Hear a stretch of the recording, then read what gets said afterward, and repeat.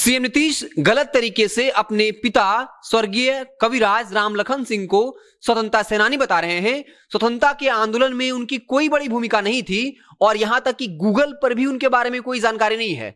पूर्व आईपीएस अमिताभ दास ने नीतीश कुमार को आड़े हाथ लिया।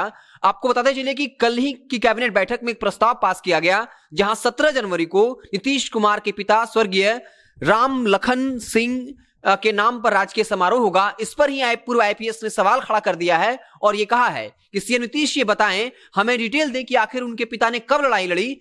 उन्होंने दावा किया कि वो इतिहास का गंभीर अध्ययन कर चुके हैं, गंभीर विद्यार्थी रहे, लेकिन कहीं भी उनके पिता का जिक्र नहीं है।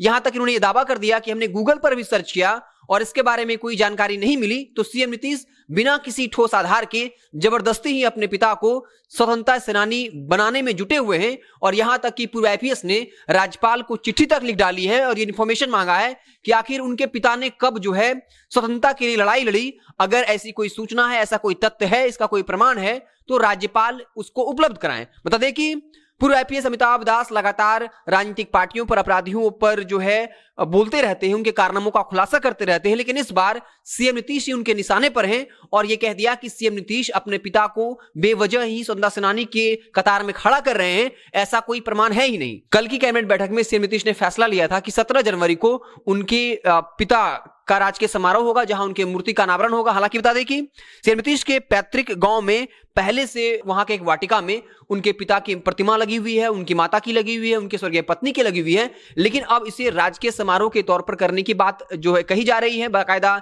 इसके लिए कैबिनेट में प्रस्ताव पास कर दिया गया। बता दें कि रघुवंश प्रसाद सिंह और रामविलास पासवान को लेकर भी ऐसी मांग लगातार कई नेता, कई पॉलिटिकल पार्टी के नेता इस मांग को उठाते रहे हैं, लेकिन उन पर कोई फैसला नहीं लिया गया। लेकिन नीतीश कुमार ने अपने पिता के लिए 17 जनवरी को राजकीय समारोह मनाने का घोषणा की है और साफ तौर पर इसको लेकर अब राजनीति भी तेज होगी। आपको बता दें कि लगातार सवाल यह भी उठ रहा है कि जब लगातार बिहार में कोरोना का विस्फोट हो चुका है, जिस तरीके से जनवरी के महीने में लगातार कोरोना संक्रमित के मरीज मिल रहे हैं, वैसी परिस्थिति में कल आनन फानन में ये प्रस्ताव क्यों पास किया गया, जबकि इस वक्त से नीतीश को स्वास्थ्य व्यवस्थाओं की जानकारी लेनी चाहिए थी, उसको दुरुस्त करनी चाहिए थी। तो लगातार इसको लेकर राजनीति तेज है और पूर्व आईपीएस अमिताभ दास ने जिस तरीके से सवाल उठाए हैं और राज्यपाल को चिट्ठी तक लिख दी और कहा है कि राज्यपाल हमें सूचना मुहैया कराएं कि आखिर उनके पिता ने कब जो है स्वतंत्रता की लड़ाई लड़ी थी, आखिर उनकी क्या भूमिका थी। यहां तक दावा कर दिया कि गूगल पर भी ये कोई जानकारी नहीं है कि जहां उनके पिता के बारे में कहा जाए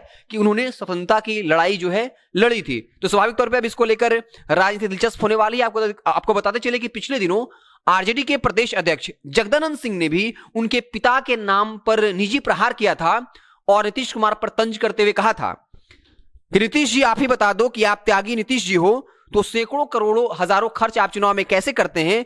यदि तुम त्यागी हो तो बता दो कि घर घर में जाकर तुमने चुनाव के वक्त में 2000 4000 कैसे बांटे।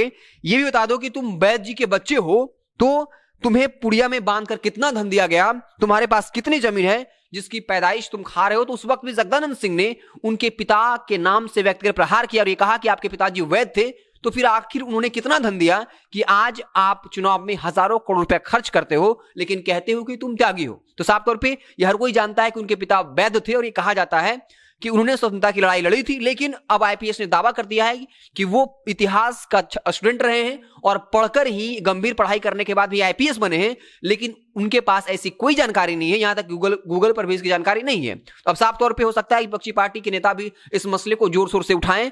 अब देखने वाली बात होगी कि आरजेडी की तरफ से क्या कुछ पटवार आता है। जैसे कुछ नया बयान आएगा तो हम उससे आपको इत्तला करेंगे। आप देखते रहें जनता जंक्शन। बहुत बहुत धन्यवाद।